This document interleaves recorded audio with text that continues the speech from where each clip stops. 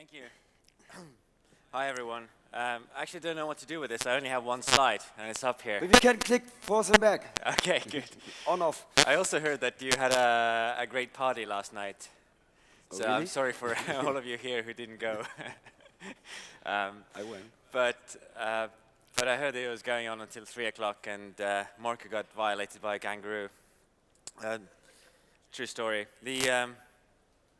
The story I wanted to talk about today was just to tell you a little bit about a startup, as we are a startup, and talk about what makes something a startup. Is it because VCs invest in it, or is it something else? And having done this now for 5 years, there is one interesting theme that keeps recurring, and that theme is that startups, at least the successful ones, break inertia. They break inertia and they change behaviors.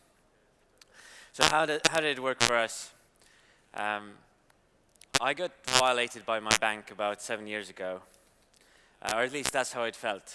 When I moved from Estonia to London, I had my savings and mortgage back in euros, but my salary was now in pounds. So what I had to do every year was move pounds to euros. When I made a bigger transfer on the Christmas bonus, I saw that some of the money got missing. And it was a big amount, like 500 euros was missing somewhere. So I called up my bank here, called up my bank in Estonia.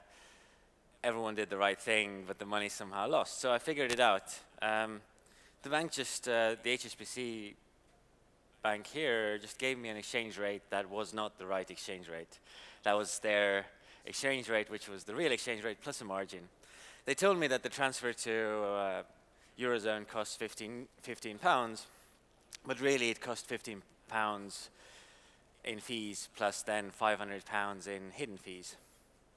And once I found out, which was like 2 weeks later after quite a lot of private investigation, I felt sad and I felt quite furious. Not just because I paid quite a lot of money for something that I didn't think was worth that much. They were just moving electrons from one country to another. But I was quite frustrated that it happened without them telling me that they're going to charge me. So at the time, I had a friend who had the exact opposite problem. He was moving euros to pounds because his salary was in euros. He lived in London. What we started doing was I just gave him my pounds. We looked at the Bank of England exchange rate, which is the real one, or Reuters, and he put the euros onto my account. So we found a way how to bypass the international payment, the bank service, just with friends.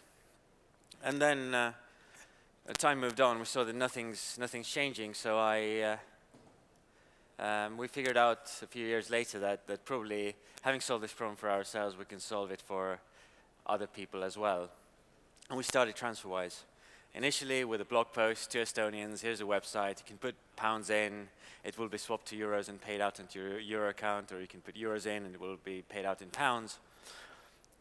And to our big surprise, 15 minutes later someone put 2,000 pounds on the website, and then some euros came in, and then more pounds. And that's how a business started. And that was 2011. That was a huge surprise for me that this was possible, because this was way before Uber had got started. We barely had, I think Airbnb was just getting started.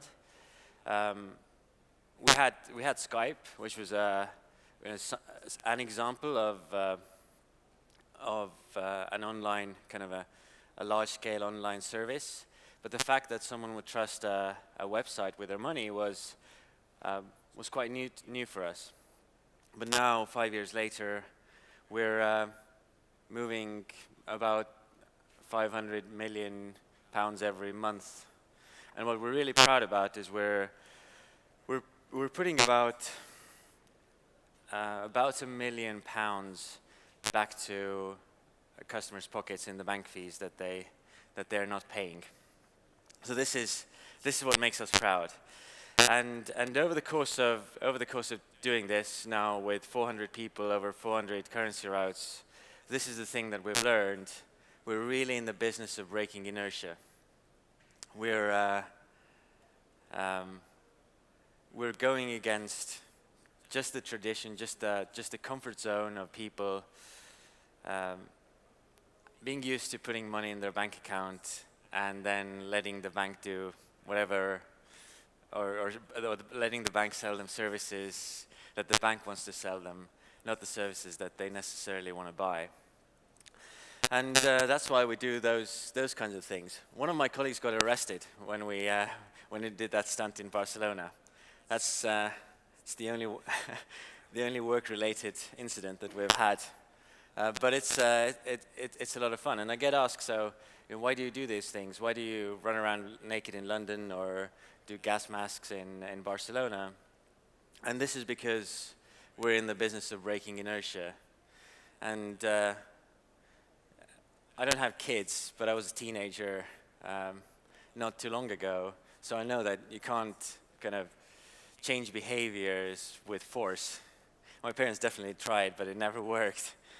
So you have to make it exciting, and you have to show people what the problem is. Once people understand how the bank is ripping them off, it becomes quite easy for them to then make the choice of either keep using their bank or trying something else, be it Transferwise for money transfers, be it Wealthfront or Nutmeg for savings, or for merchants using Adyen or Stripe for their card payments. So this is, I think, the business that we're in. We're breaking inertia, and I think the successful startups will be differentiated by their ability to do that. You'll find Google has changed our behaviors by giving us productivity. Uber has changed our behaviors. There's now more people taking rides or taking taxis than ever before. And Facebook has changed the way that we communicate. So I think for the startup founders or the investors around here, I do recommend looking at behaviors that should be changed and investing in products that will change behaviors. Thank you.